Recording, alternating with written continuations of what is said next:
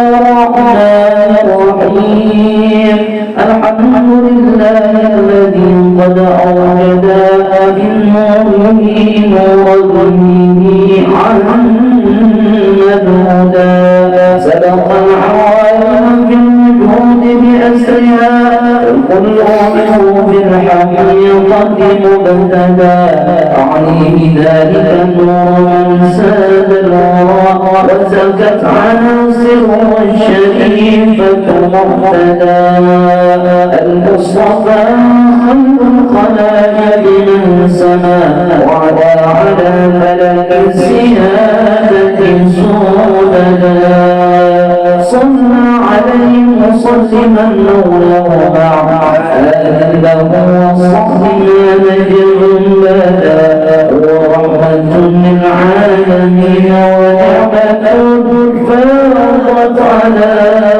كل البرية بالنجاة هذا وأرض الله من إفضاله عونا على لطيم مولده أحمد خير أنشأ الله عند سماعه وتقلد أسماءه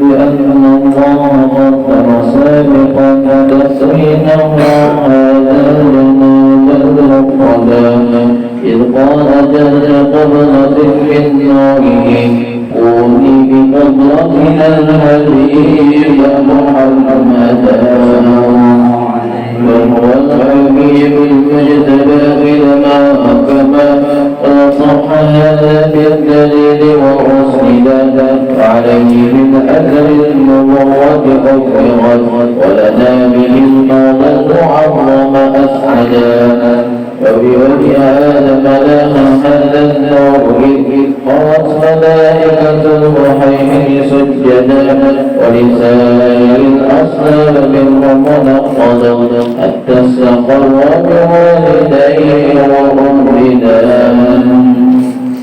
وعمل إله من السباب أصولهم فعلوا به شرفا أثيلا أمجدا ولوالديه رب قد أحيا كما قد جاء هذا في الحديث وأيدا قد آمنا حقا به فاستوجبا كل النجاة وبالجنان تقلدا وهما يقينا النجاة ومن يكن بخلافنا ضل السبيل وأمهدا وكذاك من رسله مقام دار النعيم كما روى من اهتدى بعجل الصلاة والإرهاب عليه السلام ذاتك سلمنا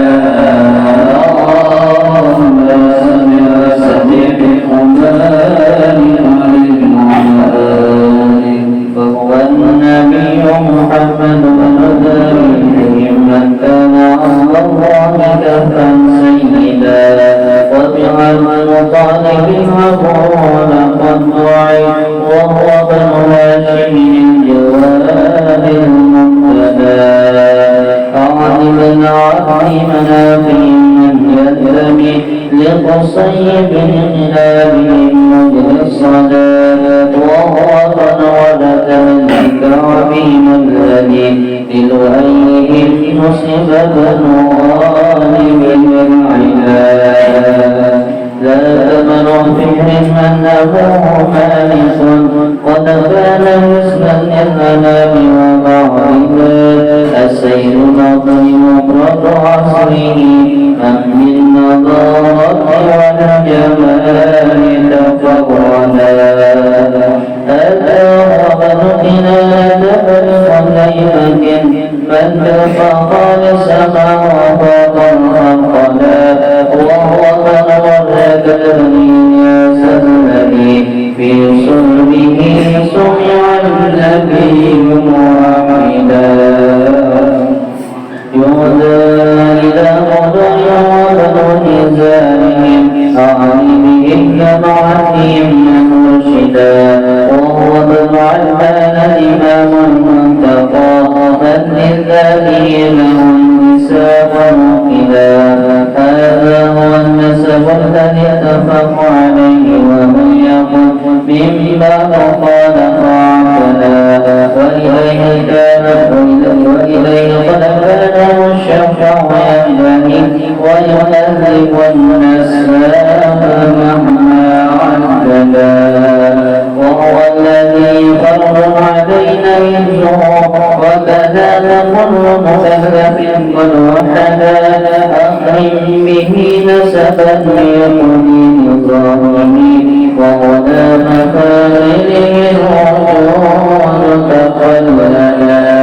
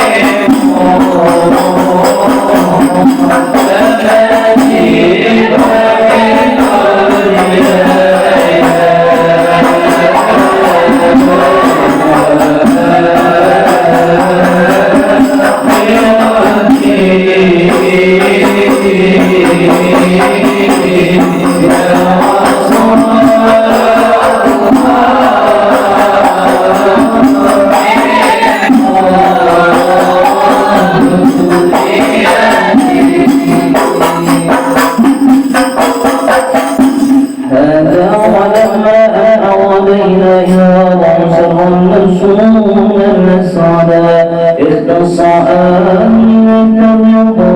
من له ولا على الأذى وتأبدا حملت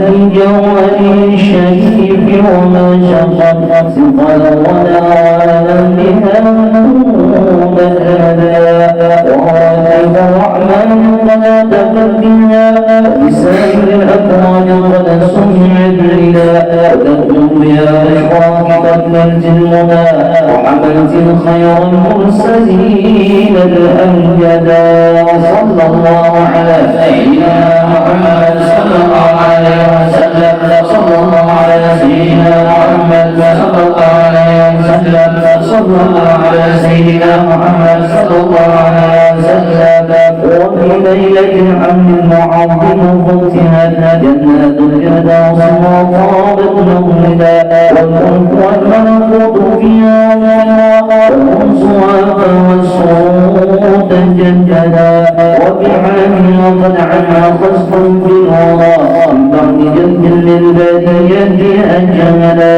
وتباشر في الشرق والغرب الوحوش وفي الصفا غير المساواة والردا وغير شرك أصبحت أصنامها منفوسة وما لن يجهلا وبعامل إلا قبض العمل فمن قطعت به لم تعدا والجميع والأخبار وسهابها وجه السماء فورادا وتذكر أنا ظهور بين سعبهم أخبرون من الحبيب والمسعدا في عالمه كل النساء كرامة للمصطفى حملت قرشدا ولكم عجائب جنة عن آل الله قطع الهدى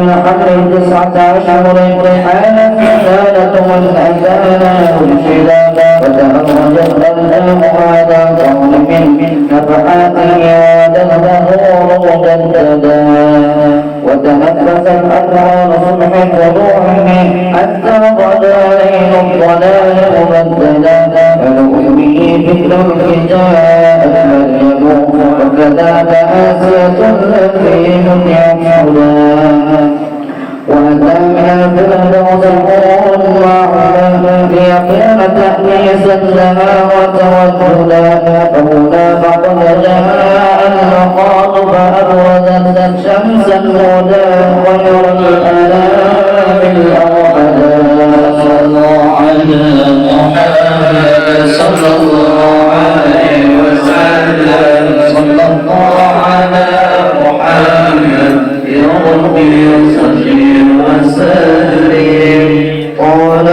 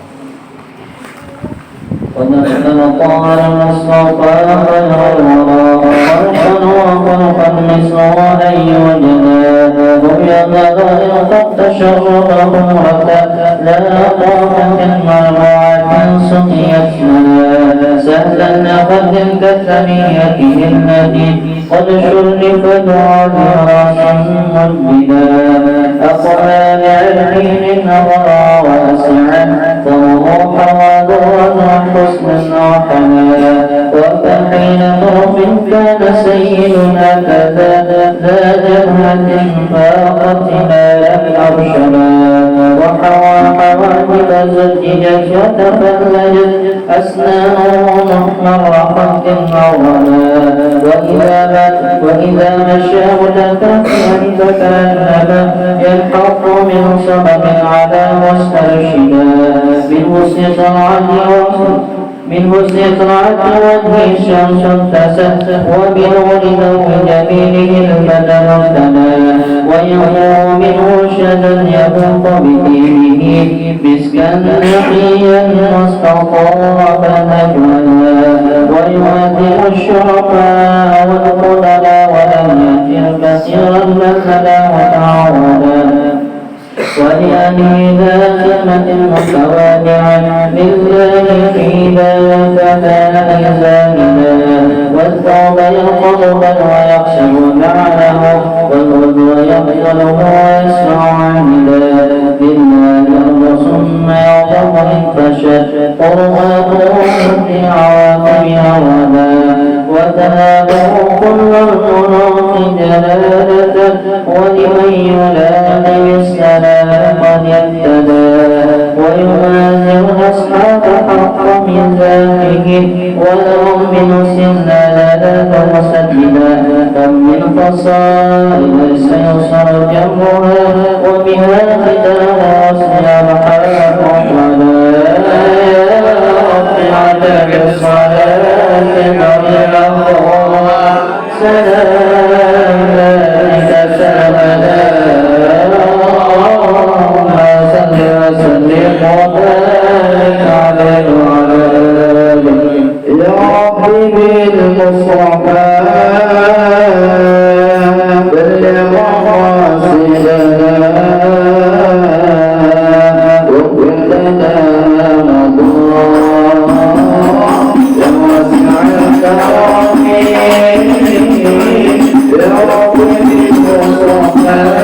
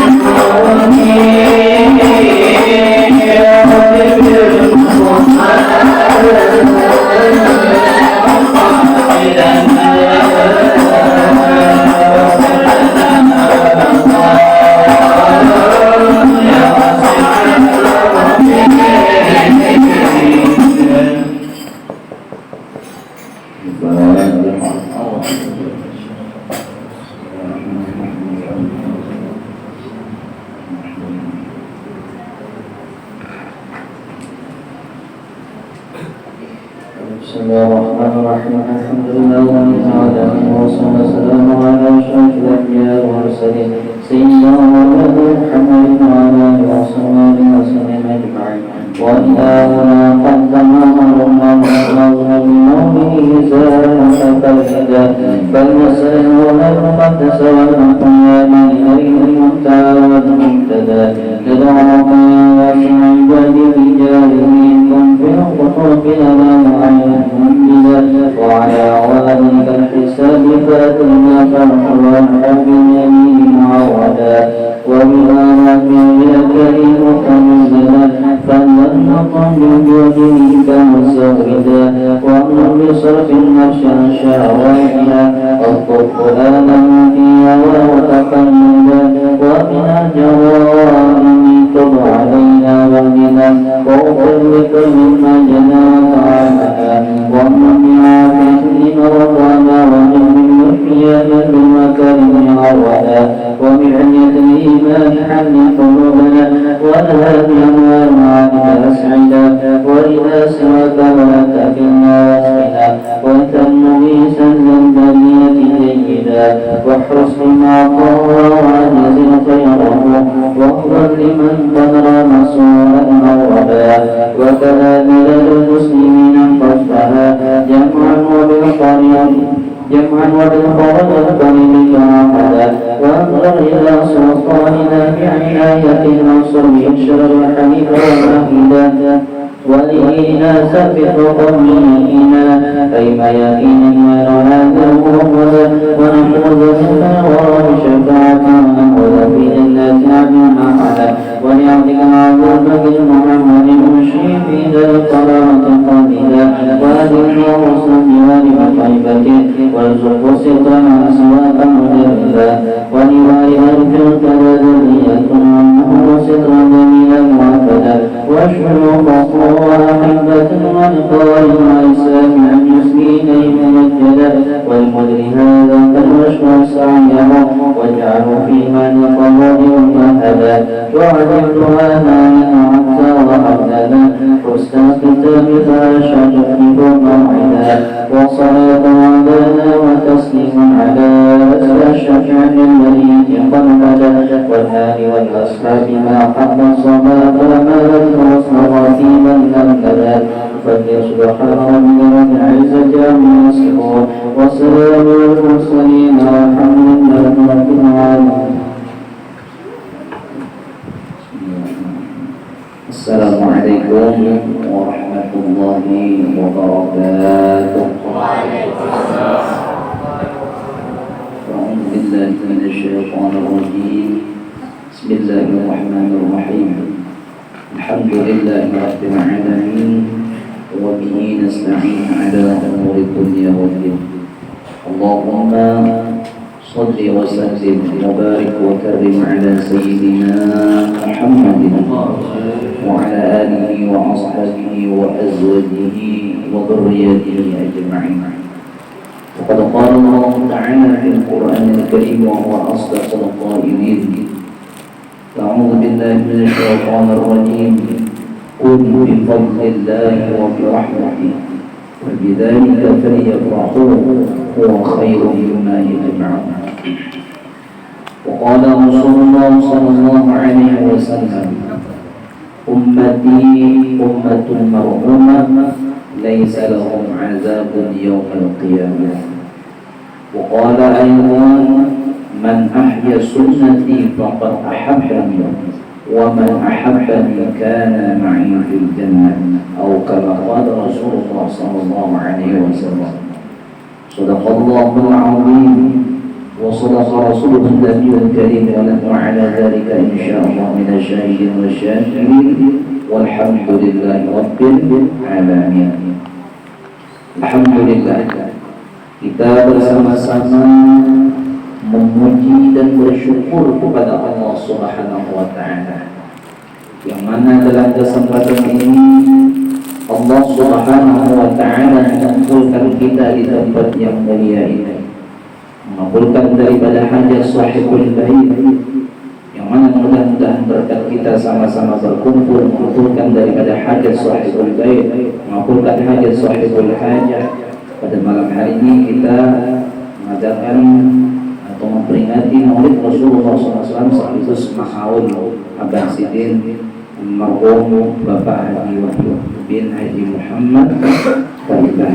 Mudah-mudahan seberata hadis kita dikabulkan oleh Allah Ta'ala, dan almarhum yang kita hauli pada malam hari ini mendapatkan curahan rahmat dari Allah Subhanahu wa Ta'ala, mendapatkan tempat yang mulia di sisi Allah Subhanahu wa Ta'ala, dan kelak kita pun mudah-mudahan diwafatkan dalam keadaan husnul khatimah. Amin amin ya rabbal alamin. Salawat dan salam kita haturkan kepada junjungan kita Nabi besar Muhammad sallallahu alaihi wasallam, yang mana berkat beliau kita mendapatkan kemuliaan yang luar biasa dari Allah Subhanahu wa Ta'ala, dan Allah berjanji kepada Rasulnya, dan inilah yang menyenangkan hati Rasulullah SAW, bahwa syurga tidak dimasuki oleh umat-umat Nabi-Nabi yang lain terkecuali seluruh umat Nabi Muhammad SAW telah masuki ke dalamnya.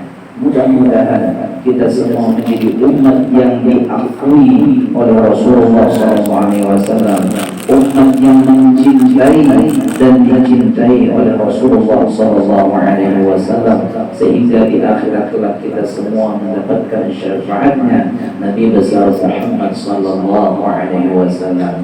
Amin amin ya rabbal alamin. Alhamdulillah, kita mengucapkan terima kasih kepada Sahibul Hajat, Sahibul Bait, sekeluarga, mengundang daripada kita dari mulai guru maulid, anak-anak santri, pondok pesantren Raudhatul Amin, para kajian yang mau lewat belakang sini, lewat sahabat, mau lewat sahabat para kajian. Ini mulai jauh kita tak boleh bikin aspal, jadi pesantrennya para kajian. Jadi terima kasih, mudah-mudahan kita semua mendapatkan curah rahmat dari Allah Subhanahu wa Ta'ala, dan ucapkan terima kasih atas kepercayaan kepada ulun sedikit menyampaikan tentang atau hal-hal yang berkaitan dengan Rasulullah SAW, apalagi kita sudah memasuki daripada bulan Rabiul Awal, bulan di mana di dalamnya terdapat satu peristiwa yang luar biasa, yang mana malam itu lebih mulia daripada malam hari raya Idul Fitri dan hari raya Idul Adha, yang mana malam itu adalah malam yang lebih mulia daripada malam 1000 bulan atau Lailatul Qadar, yang mana malam itu lebih mulia daripada malam Asyura atau 10 Muharram, yaitu malam di mana dilahirkan Nabi kita Nabi besar Muhammad sallallahu alaihi wasallam, di mana di malam itu telah zahir jasad Nabi kita Muhammad sallallahu alaihi wasallam, sehingga malam itu dikatakan para ulama adalah malam yang lebih mulia daripada malam-malam yang lain, bahkan melebihi daripada malam daripada 10 Muharram, melebihi daripada Lailatul Qadar. Karena apa? Karena kadada Lailatul Qadar terkecuali berkat Rasulullah. Tidak ada malam hari raya Idul Adha, tidak ada malam hari raya Idul Fitri, tidak ada malam 10 Muharram atau Asyura, tidak ada malam-malam mulia yang lainnya, terkecuali semua berberat daripada Rasulullah SAW. Maka sepakat para ulama bahwa malam di mana lahirnya Rasulullah adalah malam yang paling mulia daripada segala malam-malam yang mulia. Oleh karena itu kita berkumpul di tempat ini. Adapun nanti sebulanan, kan sebulanan ini kira-kira di mana? Di rumah-rumah, di langgar-langgar, majelis-majelis, semata-mata gembira dengan bulan lahirnya Rasulullah Sallallahu Alaihi Wasallam. Dikatakan siapa yang gembira dengan datangnya bulan Ramadan, maka kata Rasulullah haram jasadnya dimakan api neraka. Kalau gembira dengan datangnya bulan Ramadan, diharamkan jasadnya dimakan oleh api neraka, bagaimana seandainya gembira dengan malam lahirnya Rasulullah Sallallahu Alaihi Wasallam? Beruntung kita menjadi umat Rasulullah Sallallahu Alaihi Wasallam. Mudah-mudahan kegembiraan yang akan kita rayakan insya Allah sebulanan penuh ketahaan, biar pada masak lagi di rumah, umumnya tahan aja banyak, serahkan tolak sarwan aja, di mana-mana ada sarwan. Ya Allah, insya Allah mudah-mudahan kita seberataan mendapatkan keberkahan. Amin. Saya jangan menyarawin ya Allah. Orang pada menyarawin jangan tolak ya Allah. Kecuali tulisannya umum jangan, ya tolak. Tapi bila umum, tulisannya bisa sarwan di mana majelis, mandor, masjid, tulisannya umum, amunnya ada cukup. Ano konsumsinya badan merah jangan menggulung panitia kita mesti mengadakan masyarakat konsumsinya roti walau jangan telah kita mendatang ke majelis maulid, majelis peringatan lahirnya Rasulullah, kita mengharap berkahnya. Amun kawat makan dulu di rumah, nah itu kan amun mengharap makan di sarwan usia zong zong ya Allah mesti sudah maka membawa perawit oleh rumah yang kalau kita makan nasi sop makan nasi sop artinya kalau menang di rumah bebasan umumnya pokoknya malam ini sadu masak aku anak sarung maulid malam ini, maka aku malam ini bawa perawit kinanya masak nasi sop orang besaruannya sekali tumbang saruan kokoleh wadai kokoleh wadai neneknya jadi tuan rumah tapi malam ini kira-kira kata nenek penggerak kata ini kira-kira ke dalam ininya lah kira-kira ada lagi kira-kira ada lagi yang dimakan. Nah jadi imbahnya pembawa kelompok tadi itu keluar oleh kecewa. Nah kada sesuai dengan harapan beli ke rumah rumahnya ada kan nasi pokoknya tadi begini dia nyoba masak harus masak maka makan aja dari tadi saruan bawa kelompok istilah. Ya Allah tuh mama yang bini makanannya ini nah ya Allah jadi kita anak pulang sarwan pulang awak bersama di rumah artinya makan di rumah. Nah sekiranya bila pulang sarwan tuh bila kita dapat makanan apalagi acaranya umum lah kata kecewa.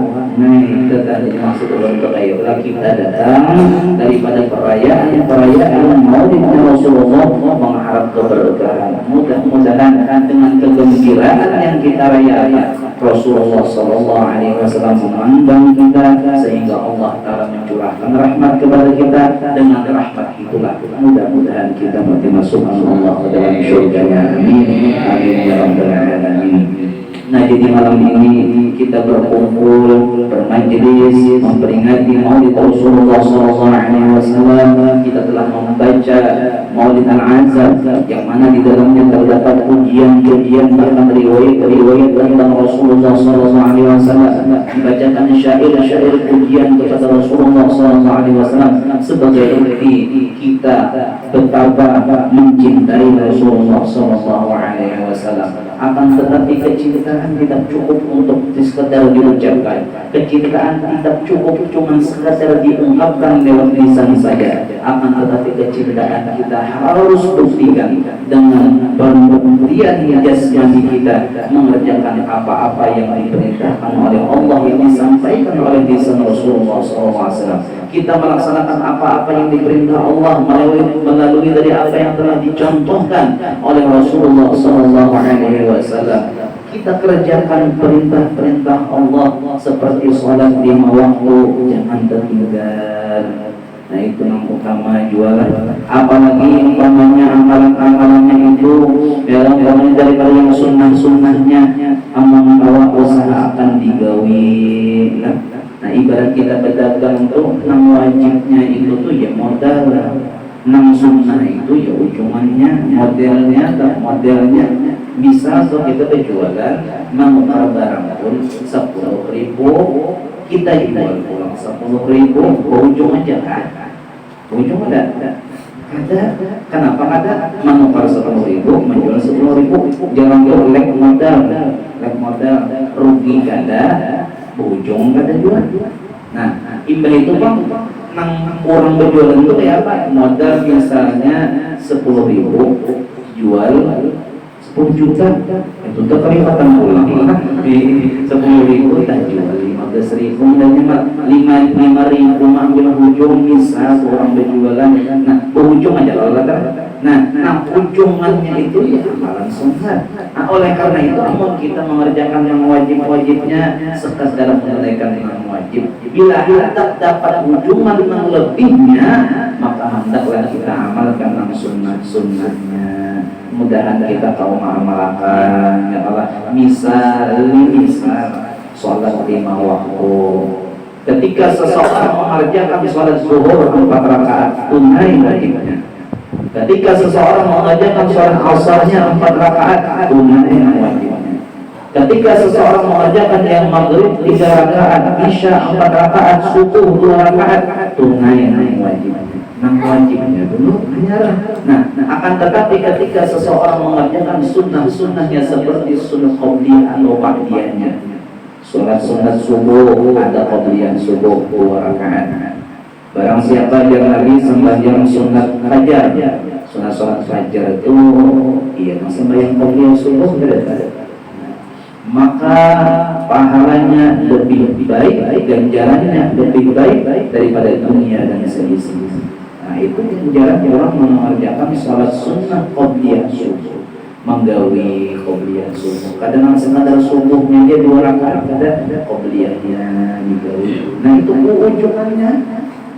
Ibarat pulang isya, qabliyah isya atau ba'diyah isya, misalnya qabliyah maghrib atau ba'diyah maghrib. Ada mengatakan qabliyah maghrib itu kada muakkad, akan digawi silakan, kada digawi kada apa juga. Akan tetapi Rasulullah kada pernah meninggalkan ba'diyah maghrib karena sunat ba'diyah maghrib itu sangat dianjurkan banget. Ba'diyah isya sangat dianjurkan. Qabliyah subuh itu paling utama daripada ibadah-ibadah sunnah. Qabliyah zuhur, ba'diyah zuhur, qabliyah asar, ba'diyah asar ada. Jadi ba'diyah asar lawan ba'diyah subuh itu ada. Nah jadi jangan sembahyang sunat lah yang subuh, jangan kecuali sudah terbit matahari, sudah isyraq, hanya dibolehkan sembahyang sunat isyraq.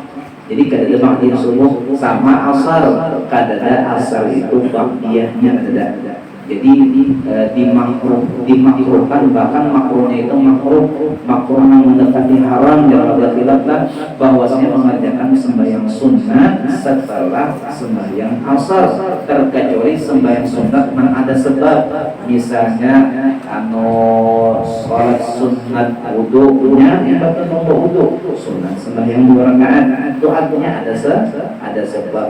Misalnya sembahyang sunnat tahiyatul masjid, masuk masjid disunatkan tahiyatul masjid, itu ada sebab ngarannya. Nang kada boleh itu sembahyang sunat ba'diyah subuh atau ba'diyah asar bila sekedar sembahyang sunat mutlak atau sembahyang sunat yang tidak ada sebabnya, itu yang dimakruhkan.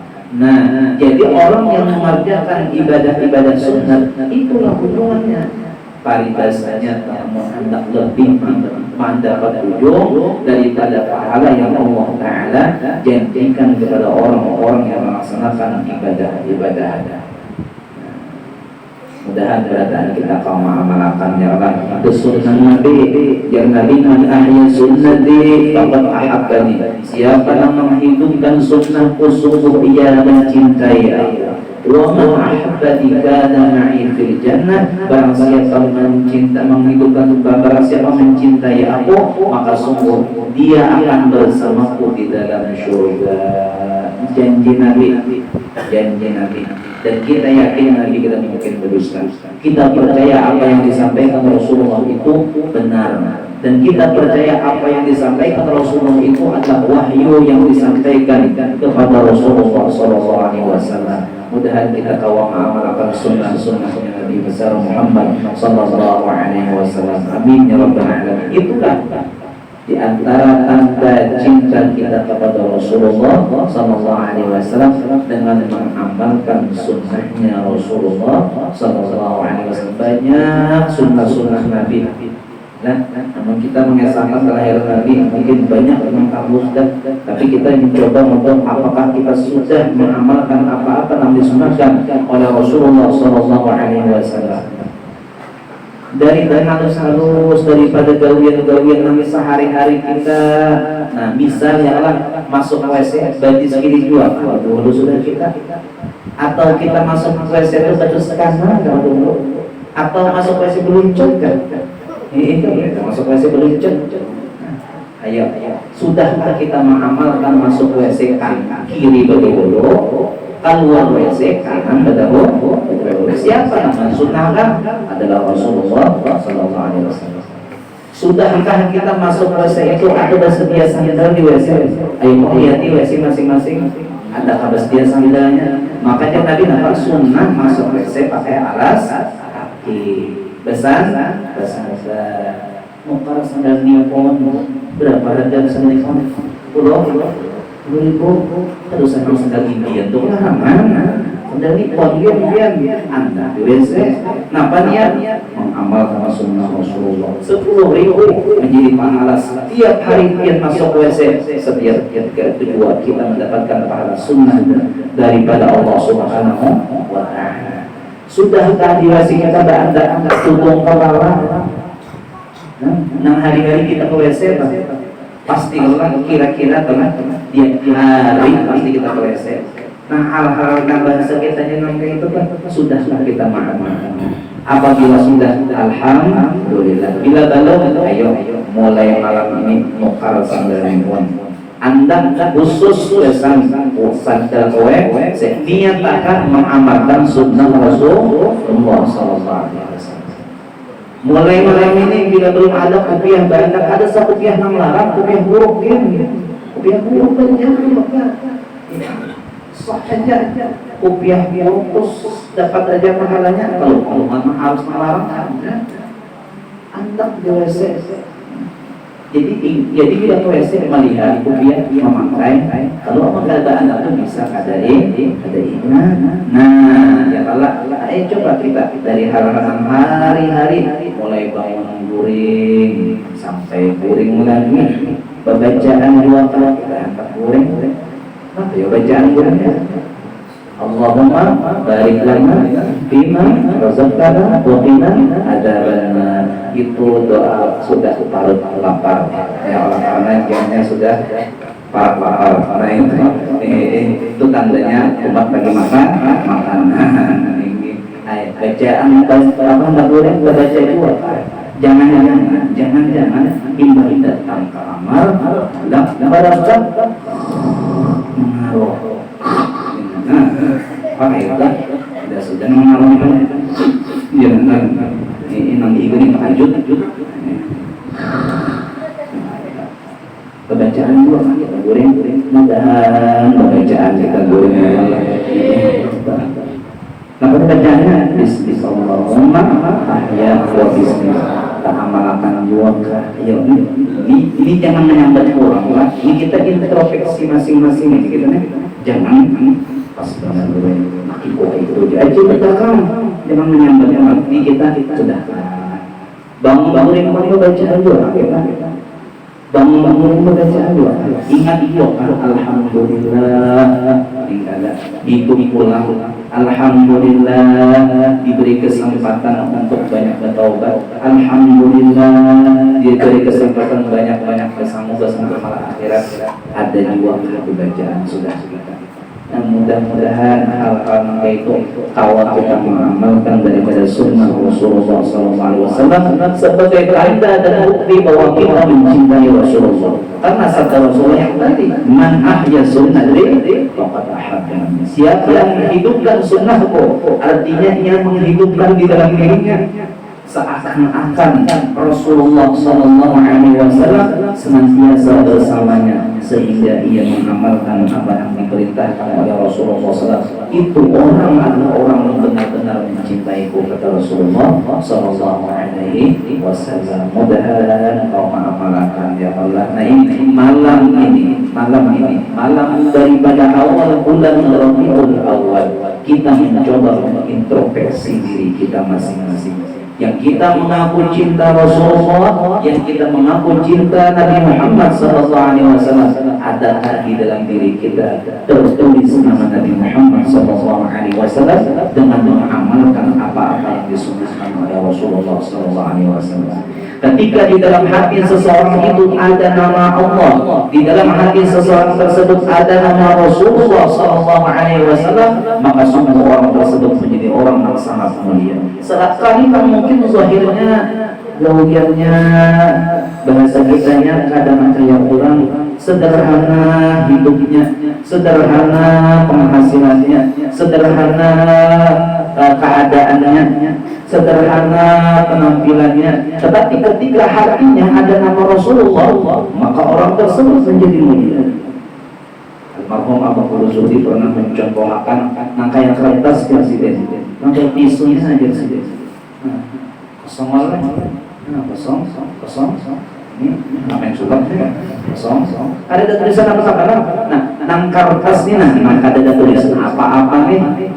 Kita kaca-kaca kita pausakan, hitung kita himus kita betul himus ada cacak pulang di lantai paling takkan pun lantai cacak dari itu pulang tuntung dari ada kita kaca kita buang pulang ke tempat sampah wani kenapa diwani? Karena kertasnya kosong, isinya ada betul. Akan tetapi ketika kertas itu ada tulisan nama Allah dan Rasulullah SAW, misalnya buku maulid rapi, ada kertasnya tulisan sholawat, tulisan dikir misalnya tulisan maulid, tulisan Quran. Wanita yang memalitakan kehimus saja tulisan yang ada ngaran Allah lawan ngaran Rasulullah. Wanita kira-kira memalitakan kehimus, wanita yang atas tulisan nama Allah nama Rasulullah itu memalitakan kata hicacat, kata hilancong, jatuh bersudi hebat coba jelas kepala ayam, sayap ayam, buntut ayam, ceker ayam, paha ayam, imbal daerah namanya tadi lancung. Binatang apa itu lancung? Orang Jakarta lancung binatang apa? Hebatnya orang bahasa mengalami tahi lancung. Nah kembali ke kisah kertas yang ada nama Allah dan Rasulullah. Ayo, ketika kertas itu ada bertulis nama Allah dan Rasulullah, ulun rasa di antara kita yang benar-benar beriman kepada Allah dan Rasulullah ada mungkin berani memalitakan, merigati kertas tersebut dengan kotoran yang kada bagus, dengan kotoran yang kada layak. Kenapa demikian? Padahal sama dia kertas yang kosong, ya kertas juga, tidak ada tulisan apa-apa, kertas juga. Tapi ketika tulis kertas itu ada tulisan nama Allah dan nama Rasulullah SAW, kenapa kita kada berani menggunakannya untuk hal-hal yang kada baik? Bahkan jangankan menggunakan yang kada baik, bahan-bahan di lantai aja kertas anda tulis nama Allah, nama Rasulullah, cepat aja urus semangat mencium. Kenapa demikian? Padahal sama dia kertas, karena tertulis di kertas itu nama Allah dan nama Nabi Muhammad SAW. Demikianlah manusia. Apabila manusia tersebut hatinya kosong daripada nama Allah dan Rasulullah, Apabila dalam hati seseorang itu tidak ada keinginan untuk mengerjakan apa-apa yang diperintah Allah dan disunahkan Rasulullah, berarti hatinya kosong daripada nama Allah dan nama Rasulullah, maka sebagaimana pun ketika Allah menghinakannya, maka itu layak baginya. Akan tetapi ketika ada nama Allah dan nama Rasulullah di dalam hati seseorang, karena mengerjakan apa-apa yang diperintahkan oleh Allah, mengamalkan daripada apa-apa yang disunahkan oleh Rasulullah SAW, selalu berzikir kepada Allah, selalu bersolawat kepada Rasulullah, maka kita yakin dengan seyakin-yakinnya Allah yang Maha Pengasih, Allah yang Maha Penyayang pasti akan memuliakan orang tersebut. Mudah-mudahan Allah Subhanahu wa Ta'ala letakkan kecintaan di hati kita kepada Allah dan Rasulullah dengan membuktikan banyak-banyak berzikir, dengan dibuktikan banyak-banyak bersolawat, dengan dibuktikan dengan mengerjakan apa-apa yang diperintah Allah dan menjauhi daripada apa-apa yang dilarang oleh Allah, bertobat daripada segala dosa dan dengan mengamalkan sunnah Rasulullah SAW. Mudah-mudahan dengan pekerjaan yang setiap hari kita kerjakan, kita amalkan, kita lakukan, akan tetapi berdasarkan daripada apa-apa yang telah dicontohkan dan diajarkan oleh Rasulullah SAW, mudah-mudahan itu sedikit demi sedikit menambah kecintaan kita kepada Allah dan Rasulullah, sedikit demi sedikit menambah pengenalan atau ma'rifat kita kepada Allah dan Rasulullah, sehingga hati kita tertulis nama Allah dan Rasulullah SAW, sehingga kita akan berani api neraka untuk menyentuh juga. Mudah-mudahan selamat dunia akhirat kita sekalian. Amin amin ya rabbal alamin. Sebagai penutup akhirat, mari bersama-sama kita bersyukur kepada Allah Subhanahu wa Ta'ala. Bergembira dengan cara bersyukur, banyak-banyak mengucap alhamdulillah, bersolawat kepada Rasulullah SAW di bulan yang mulia ini, di bulan Rabiul Awal, di mana di bulan inilah Rasulullah Sallallahu Alaihi Wasallam dilahirkan. Mari sama-sama kita meriahkan, mari sama-sama kita syiarkan akan syiar agama dengan memperbanyak salawat ataupun menghadiri daripada perayaan daripada maulidnya Rasulullah SAW. Mudah-mudahan segala dosa-dosa kita diampuni oleh Allah Subhanahu wa Ta'ala. Mudah-mudahan segala hajat dunia khususnya hajat akhirat kita dikabulkan oleh Allah Subhanahu wa Ta'ala. Mudah-mudahan Allah Subhanahu wa Ta'ala angkat segala penyakit kita. Mudah-mudahan Allah Subhanahu wa Ta'ala hindarkan kita daripada segala mara bahaya. Mudah-mudahan Allah Subhanahu wa Ta'ala lindungi keluarga kita, lindungi diri kita, lindungi umat muslimin muslimat daripada segala hal-hal yang membahayakan dunia maupun akhirat. Mudah-mudahan sebagaimana Allah Subhanahu wa Ta'ala kumpulkan kita di dunia di dalam majlis ini, mudah-mudahan kelak Allah Subhanahu wa Ta'ala kumpulkan pula kita di dalam syurganya bersama Rasulullah Sallallahu Alaihi Wasallam, bersama orang-orang saleh, bersama orang-orang yang kita cintai, bersama kedua orang tua kita, bersama anak cucu kita. Mudah-mudahan di akhirat kelak di dalam syurganya Allah Subhanahu wa Ta'ala kita mendapatkan curahan rahmat dan ridha dari Allah Subhanahu wa Ta'ala, mendapatkan syafaatnya Rasulullah Sallallahu Alaihi Wasallam, dan mendapatkan nikmat terbesar di dalam syurga, yaitu dapat memandang wajah Rasulullah, dan lebih-lebih daripada itu dapat memandang zat Allah Subhanahu wa Ta'ala yang maha sempurna, yang maha suci daripada sifat kekurangan, yang mana Allah bersifat mukhalafah lil hadis. Mudah-mudahan kita semua dapat memandang zat Allah wajibul wujud yang Allah Subhanahu wa Ta'ala berjanji akan memberikan kenikmatan itu kepada orang-orang yang di dalam syurga. Mudah-mudahan selamat dunia akhirat kita sebarata. Amin amin ya rabbal alamin. Akhir kalam, mudah-mudahan kita semuanya mendapatkan curahan rahmat dari Allah. Kemudian daripada itu sama-sama kita menutup dengan tahlil. Bismillahirrahmanirrahim. Allahu ahad, Allahu samad, lam yalid wa lam yulad wa lam yakul lahu kufuwan ahad. Bismillahirrahmanirrahim. Allahu ahad, Allahu samad, lam yalid wa lam yulad wa lam yakul lahu kufuwan ahad. Bismillahirrahmanirrahim. Allahu ahad.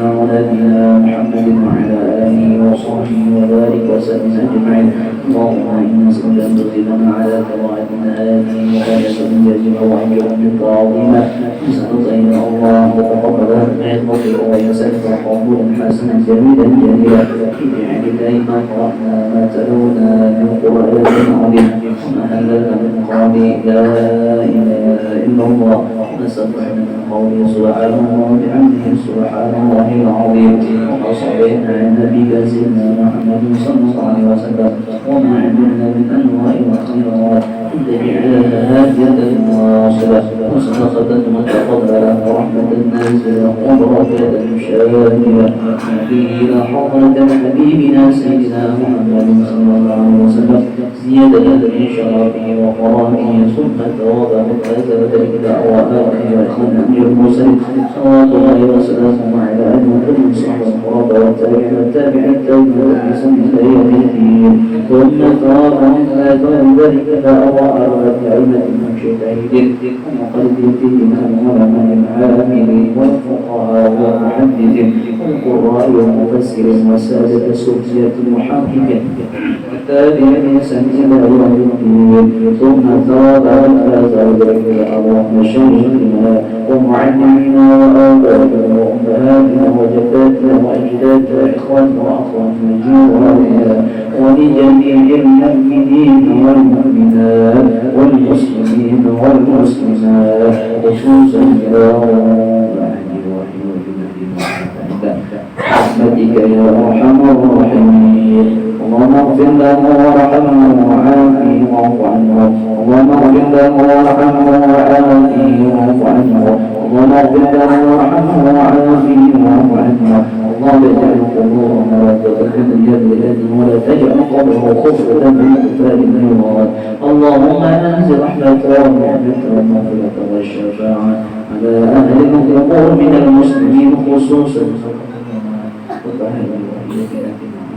برحمتك يا أرحم الراحمين.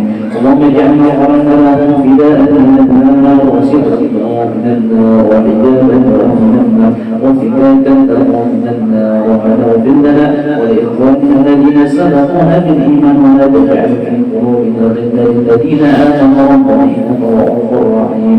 اللهم ارحمنا بالقرآن واجعلنا لنا إماما ونورا وروضا ورحمة. اللهم ذكرنا بما نسينا وعلمنا مما جهلنا وارزقنا تلاوته آناء الليل وأناء واجعله لنا حجة يا رب العالمين. وصلى الله على سيدنا محمد وعلى آله وصحبه وسلم بفضل سبحان ربك رب العزة عما يصفون وسلام على المرسلين والحمد لله رب العالمين. تقبل الله منكم إنما كنت تقبل يا كريم. minta halal, minta ridha Allah, maafkan dan mohon sampai akan bermanfaat dari kita semua. Mudah-mudahan dapat berkah dan kabul di dunia akhirat. Assalamualaikum warahmatullahi wabarakatuh.